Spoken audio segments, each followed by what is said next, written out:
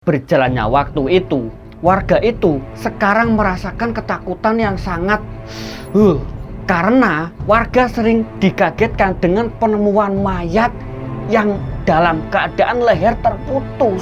Akhirnya dari warga pun mereka tidak ada yang berani untuk keluar malam.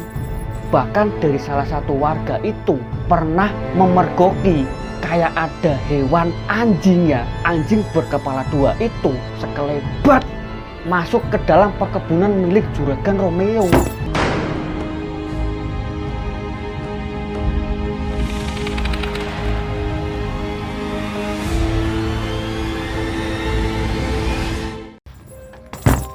Assalamualaikum warahmatullahi wabarakatuh. Berjumpa lagi dengan Kang Irul. Tentunya di cerita-cerita pengalaman misteri yang Kang Irul bungkus secara komedi. Pada kesempatan kali ini ada salah satu cerita yang datang dari subscriber ini ya, dulur-dulur. Terima kasih kepada Mas Irfan yang telah berkenan untuk memberikan cerita kepada Kang Irul. Nah, biar kalian tidak penasaran seperti apakah cerita selengkapnya, tidak usah lama-lama lagi, kita masuk saja ke ceritanya.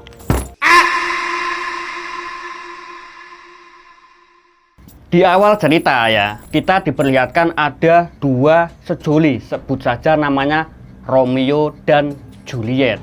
Mereka itu sedang berada di tengah perkebunan teh ini, dulur-dulur. Ayo, lagi ngapain di tengah perkebunan teh? Lagi mainan Doremi apa gimana ini ya? Tebak. Ternyata mereka berdua itu sedang memadu kasih, alias akan melakukan perjamuan ini ya. Perjamuan itu berarti ya lelaki dan perempuan itu ya tahu sendirilah di tengah perkebunan itu sedang ngapain. Mereka sedang melakukan baku hantam ini, dulur-dulur.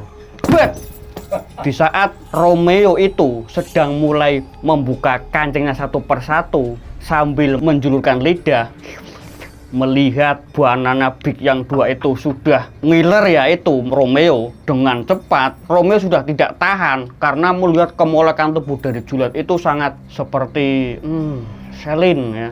Setelah Romeo sudah berhasil membuka semua baju dari Juliet, mereka langsung melakukan adu mekanik ya di tengah perkebunan teh itu tanpa melihat sekeliling ada apa. Bodoh amat. Sikat Romeo, hajar, bot. Di saat genjotan hampir terakhir, Romeo dan Juliet itu seperti mendengar suara binatang ini dulu. Tiba-tiba saat Romeo akan melanjutkan pertempuran lagi, Juliet langsung diterkam oleh sosok anjing berkepala dua ini dulu. Dicipok itu gulunya sama anjing kepala dua itu Juliet. Di sini ya. Ketika Romeo kan langsung melompat ya, kaget. Wah, apa nih? Dia kabur melihat anjing berkepala dua. Dia langsung terburit-burit meminta tolong. Tolong, ada anjing berkepala dua ini. Setelah Romeo berlari cukup jauh, akhirnya ada salah satu warga yang sedang memanen teh di sana. Mereka mendengar teriakan dari Romeo. Juragan, ada apa Juragan? Pak, saya minta tolong Pak. Ya ada apa Juragan? Tenang Juragan. Pak itu kekasih saya Pak, dicipok sama anjing kepala dua Pak. Di mana Juragan? Ayo Pak ikut saya Pak. Setelah Juragan Romeo dan orang ini yang memanen teh itu ya, mereka langsung mendatangi lokasi di mana Romeo dan Juliet itu sedang memproduksi ini. Datanglah mereka berdua ke sana. Setelah mereka sampai, mereka dikagetkan dengan keadaan jasad Juliet yang sangat mengenaskan itu. Lehernya itu hampir putus ini dulur-dulur. Setelah mereka melihat jasad Juliet yang sangat mengenaskan, akhirnya dari warga yang tadi melihat itu, mereka langsung manggil teman-temannya untuk mengevakuasi jasad dari Juliet ini dulur-dulur. Akhirnya warga pun membawa jasad Juliet itu ke rumah. Setelah sampai ke rumah, anaknya itu yang bernama Kala, dia terkejut melihat warga yang menggotong mayat. Setelah sampai di rumah, ternyata itu adalah jasad dari ibu kandung si Kala. Seketika Kala langsung berteriak melihat jasad ibunya itu. Ibu jangan tinggalkan Kala Bu, cicilan masih banyak. Jadi kala itu dia sangat histeris sekali dulur-dulur, melihat ibunya telah pergi meninggalkan dia untuk selama-lamanya. Oke dulur-dulur, jadi kita flashback dulu ya ke 20 tahun silam. Di sini itu kita diperlihatkan ada satu keluarga, sebut saja namanya si Tejo dan Juliet. Juliet itu sedang mengandung anak pertama dari hubungan mereka setelah mereka melakukan baku hantam. Mereka melakukan hubungan itu pada malam Jumat Kliwot. Jadi si Tejo ini, suami dari Juliet, itu bekerja di salah satu perkebunan teh milik Juragan Romeo ini dulur-dulur. Tejo di sana dia itu menjabat sebagai tangan kiri dari Juragan Romeo ini dulur-dulur. Di sini usia dari si Tejo itu 27 tahun, sedangkan dari juragan si Tejo itu berumur 25 tahun. Nah, istri dari si Tejo itu sekitar umur 23 tahun ini dulur-dulur. Keesokan harinya ya dulur-dulur, jadi si Tejo yang sedang mengawasi para karyawan-karyawan dari Juragan Romeo yang sedang memetik teh. Tejo yang memantau dari aktivitas mereka. Tiba-tiba si Tejo itu kedatangan Juragan Kosim ini dulur-dulur. Juragan Kosim dia yang sedikit memberikan wejangan kepada si Tejo. Akhirnya Juragan Kosim memanggil si Tejo.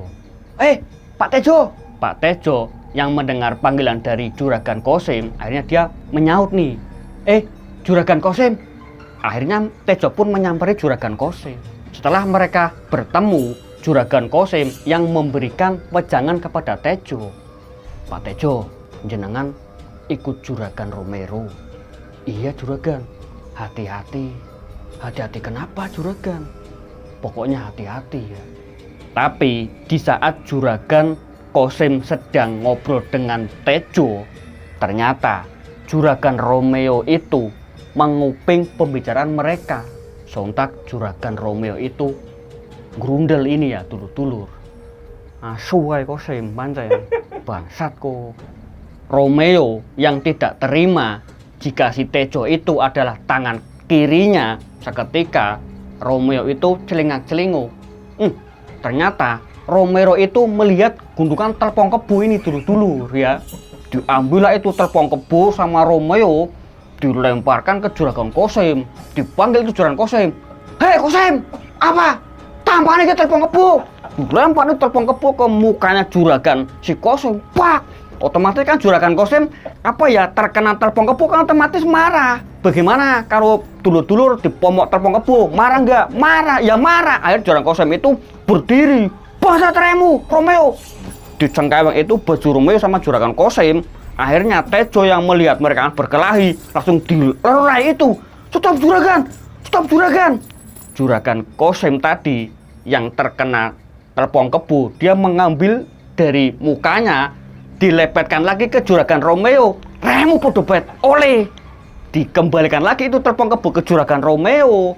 Jika Tejo langsung sedikit tertawa ya, tapi tegang ini akhirnya dipisah. Setelah keadaan cukup tenang, dipisah. Udah Juragan, udah cukup.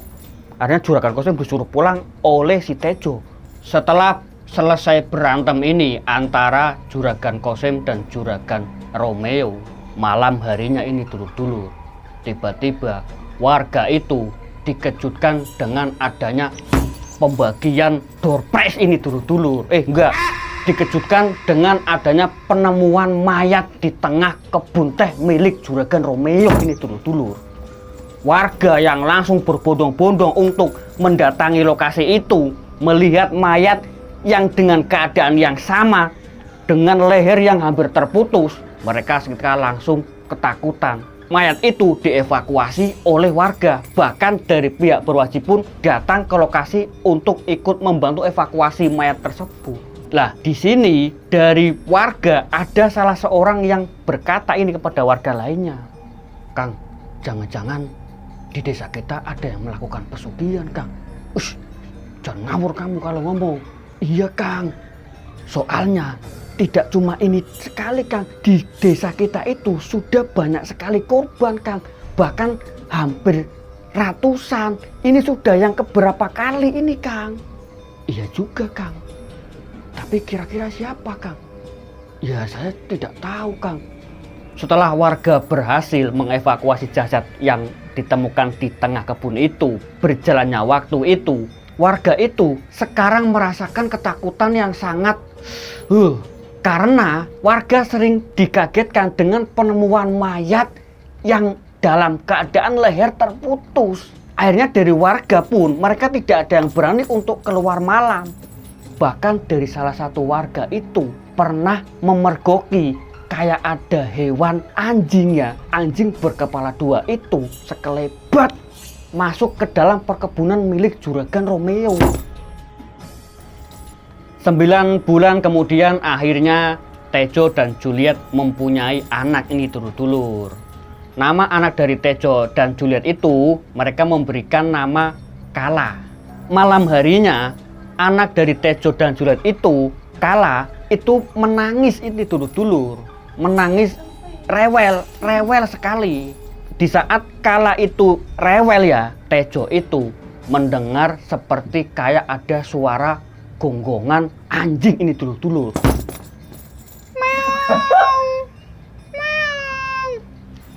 Tejo yang mendengar suara gonggongan anjing itu, dia langsung mengecek keluar ini. Dibukalah itu pintu sama si Tejo.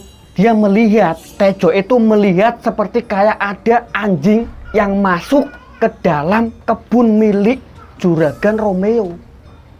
Tejo melihat anjing itu mempunyai 2 kepala ini dulur-dulur. Seketika Tejo langsung masuk dan mengunci pintu rumahnya dan langsung menemani anaknya itu yang bernama Kala. Keesokan harinya, Tejo yang sedang mengawasi karyawannya sedang manen teh ini dimasukkan ke dalam depot. Tejo itu kedatangan juragan ini, juragan pemborong teh. Sebut saja namanya Juragan Agus. Juragan Agus yang sudah sampai ke lokasi ini menyuruh kepada anak buahnya untuk mengangkut teh yang sudah dipanen oleh si Tejo ini. Diangkutlah itu teh ke atas truk ya, dimasukkan ke atas truk. Tapi di saat anak buah dari Juragan Agus itu sedang sibuk mengangkut teh ke dalam truk, Juragan Agus itu berkata kepada Tejo ini. Mereka ngobrol. Pak Tejo, iya Juragan Agus, ada apa?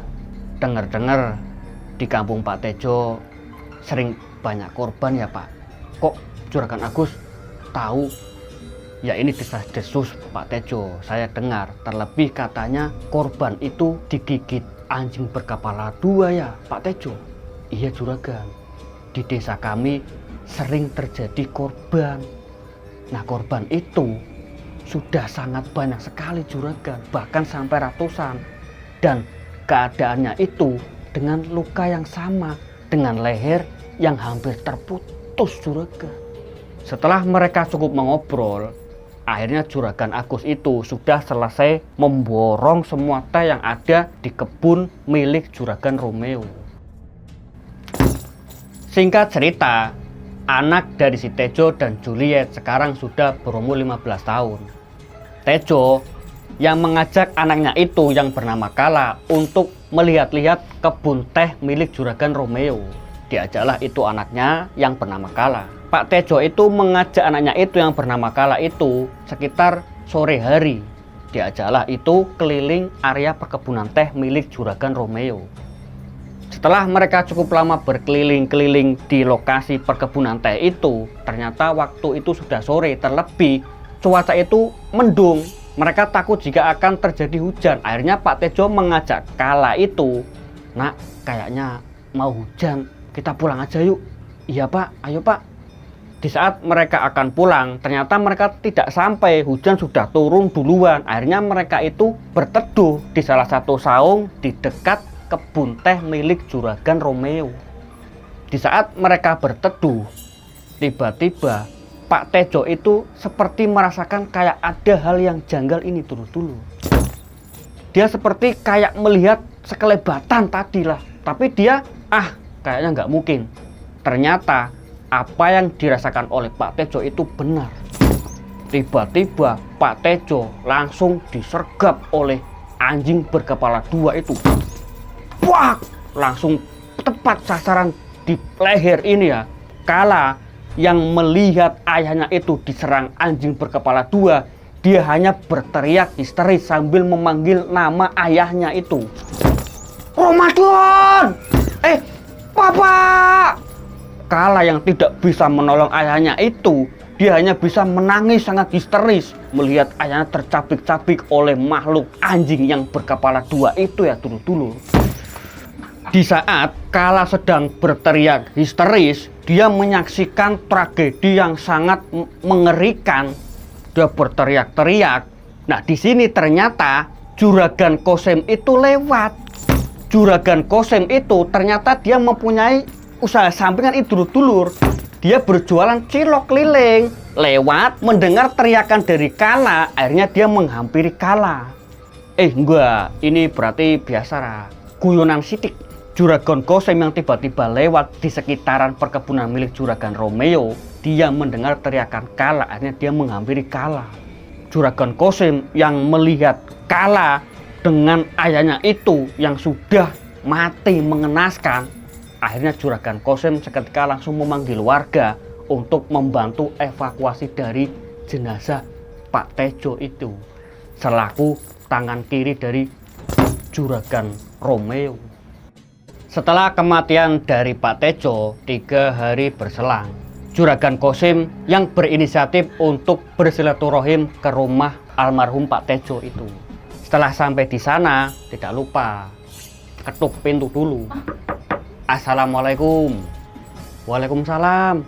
Juliet yang mendengar ada salam, akhirnya dia membuka pintu. Kriet, gelem. Masuklah itu, Juragan Kosim. Silakan masuk, Juragan. Juragan Kosim yang dipersilakan masuk sama Juliet, akhirnya dia duduk ini di kursi yang baru beli di mebel muslimah ya. Setelah duduk, sebentar ya Juragan, tak bikinin teh dulu. Di saat Juliet sedang membuat teh di dapur, Juragan Kosim itu ternyata dia melihat anak dari almarhum Pak Tejo itu. Juragan Kosim yang merasa aneh, karena dulu Kala itu anak dari Pak Tejo, dia adalah anak yang periang. Tapi setelah dengan adanya kematian ayahnya, Kala sekarang menjadi anak yang pendiam. Bahkan sedikit-sedikit dia kadang tertawa-tawa sendiri. Bahkan sedikit-sedikit kadang dia nyekrip sendiri. Bahkan sedikit-sedikit kadang dia nangis sendiri. Jadi Juragan Kosim itu melihat tingkah laku dari si Kala itu, dia merasa janggal ini dulu-dulu. Bahkan kadang menurut Juragan Kosim, Kala udah upil sendiri. Aneh. Enggak tak, kalau pecerit enggak, sudah minum obat. Setelah Juliet sudah membikinkan teh, akhirnya diantarlah itu ke depan. Jadi Juragan Kosim itu ya dibikinin teh itu cuma setengah gelas ini dulur-dulur, enggak kebek, enggak penuh. Akhirnya dalam hati Pak Kosim, suwo medang separo, priye Juragan diutang separo, pelanggaran. Jadi begini, Juragan Kosim itu gerendem ya, kata Juragan Kosim itu, masa Juragan diberi teh cuma separuh, pelanggaran ini. Bagaimana menurut Anda? Jengkel nggak? Ya jengkel tetap. Akhirnya diseruputlah itu teh yang dibuatkan sama Juliet ya. Mana tehnya? Jadi seperti ini, tehnya ini separuh. Kan masih banyak ini ruang ya, diseruput sama Juragan Kosim. Medit.